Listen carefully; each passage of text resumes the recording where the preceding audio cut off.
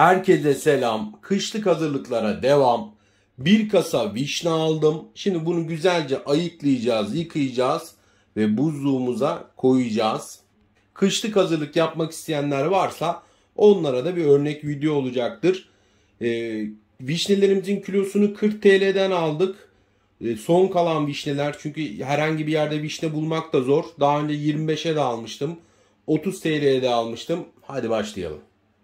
Şimdi önce vişnelerimizi saplarından ayıklıyoruz. İlk defa yapacaklar için borcamımızı alıyoruz. Bunları bitirdikten sonra daha sonra güzelce yıkayacağız. Bakın saplarından ayıklıyoruz. Tekrar söylüyorum. Hemen şurada da bir borcamımız var. Borcamımıza koyuyoruz. Burada da 6 kilo vişne var arkadaşlar. 200 gram kadar kasası geliyormuş. Kasayı da fiyat içerisinden düşürttürdüm. Böyle 2 dolu kaseyi bir buzdolabı poşetin içerisine koyuyorum. Bu da ikinci kasemiz. Toplam 1 kilo vişne olmuş olacak bir poşette. Buzluğumuzda da az yer kaplasın diye bir pipet yardımıyla da havasını alıyoruz. Gördüğünüz gibi bu şekilde havasını alıyoruz. Bu şekilde de buzluğumuza diziyoruz. Bu şekilde pipetle havasını aldığınız zaman gördüğünüz gibi fazla da yer kaplamamış olacaktır. Hazırlamış olduğum vişnelerimden paketlerimin hepsi 1 kilo alıyorum şimdi bir tane. Şimdi bir paket vişneyi tenceremin içerisine koyacağım. 2,5 su bardağı da toz şeker ilave ediyorum. İkinci bardak. Bu da yarım olan. Suyunu da ilave ediyorum. Toplamda 4,5 litre su koydum. Kaynatmadan önce de şöyle bir karıştırıyorum ki şekerlerini eritiyorum. Hem de vişnelerimin donukluğu da gidiyor. Ocağımı da yaktım. Vişneler fokurdayacak, yüzeye vuracak, şişecek.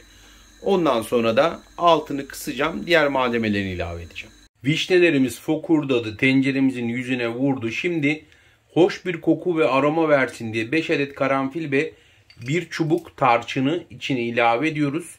İsterseniz çubuk tarçını yarım da koyabilirsiniz damak tadınıza göre. Şimdi ocağımızı kısacağız. Bir 5 dakika kadar daha kısık ateşte kaynatacağım. Ondan sonra soğumaya bırakacağım. Vişne suyum soğudu. Buzdolabında da dinlendirdim. Şöyle de bir sürahiye de koydum. Ben içecekleri soğuk sevdiğim için buz da ilave ediyorum. Rengini de görmenizi istiyorum. Tabi bunu vişne kompostu olarak da içebilirsiniz. Vişne suyu olarak da hani size kalmış. Rengi de gayet güzel. Çok da hoş, güzel de bir aroması var. Herkese de tavsiye ederim. Evinizde organik içecek yapmak her zaman çok çok iyidir. Videonun başında belirttiğim gibi yaz ayından almış olduğum vişnelerimi buzdolabında bu şekilde dondurdum. Kış ayında da evde aile bireylerinizle böyle organik doğal içecekler yapabilirsiniz. Umarım sizlere de bir örnek video olmuştur. Evde yaptığımız her içecek sonuçta organik ve doğal. En azından ne yaptığımızı biliyoruz.